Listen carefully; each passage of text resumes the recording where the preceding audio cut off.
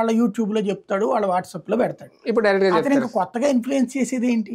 హ్మ్. వాళ్ళ కార్యకర్తను వాళ్ళు ఇన్ఫ్లుయెన్స్ చేయక్కర్లేదు కదా. హ్మ్. ఇన్ఫ్లుయెన్సర్ అంటే ఎవరు? తటస్థ ప్రజల్ని ప్రభావితం చేయగలిగేటటువంటి వాళ్ళని ఇన్ఫ్లుయెన్సర్స్ అనాలి. మీరు బీజేపీ పెట్టే మీటింగులు ఇన్ఫ్లుయెన్సర్స్ అంటే ఇట్లాగా బీజేపీ అనుకూలం అనేటువంటి వాళ్ళని పెట్టదు, హ్మ్.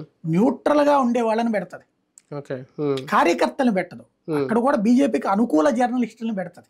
అదేలేండి. అవును. అనుకూల జర్నలిస్టులు, ఇన్ఫ్లుయెన్సర్స్ మీన్స్ జర్నలిస్టులు యాక్చువల్ గా, అవును. కార్యకర్తలు కాదు. జగనన్న జిందాబాద్ అనేటటువంటి వాడు ఇన్ఫ్లుయెన్సర్ ఎట్లా అవుతాడు? అవును. కార్యకర్త అవుతాడు. కానీ హ్మ్. చంద్రబాబు నాయుడు జిందాబాద్ నువ్వే రావాలి నిన్న చంద్రబాబు గారు పెట్టారు ఇన్ఫ్లుయెన్సర్. ఏంటది? ప్రతి ఇంటికి వెళ్ళాలట ఇన్ఫ్లుయెన్సర్. 200 ఇళ్ల దగ్గరికి వెళ్ళి కలిసి జగన్ చేసే దుష్పరిపాలన గురించి చెప్పి వాళ్ళని కన్విన్స్ చేసి ఓట్లు తీసుకురావాలట. అసలు ఇన్ఫ్లుయెన్సర్ అనే పదానికి వీళ్ళిద్దరికి అర్థం తెలుసో తెలియదు, నాకు అర్థం కాలే. చంద్రబాబు నాయుడు అయినా ఈడు ఇంటికి ఎందుకు పోతాడు? నీ యూట్యూబ్ లోనో నీ ఫేస్బుక్ లోనో నీ పోస్ట్ వాళ్ళకి చెప్పబోయా, వాళ్ళని కొద్దిగా కన్విన్స్ అయ్యాడు. ఇప్పుడు ఇన్ఫ్లుయెన్స్ అంటే ఏం చేయాలా? ప్రాక్టికల్ గా అర్థవంతమైనటువంటి విశ్లేషణతో ఆలోచన రేకెత్తించేటటువంటి విధంగా ఫేస్బుక్ పోస్ట్ ఉండొచ్చు, ట్విట్టర్ పోస్ట్ ఉండొచ్చు, ఇన్స్టా ఉండొచ్చు.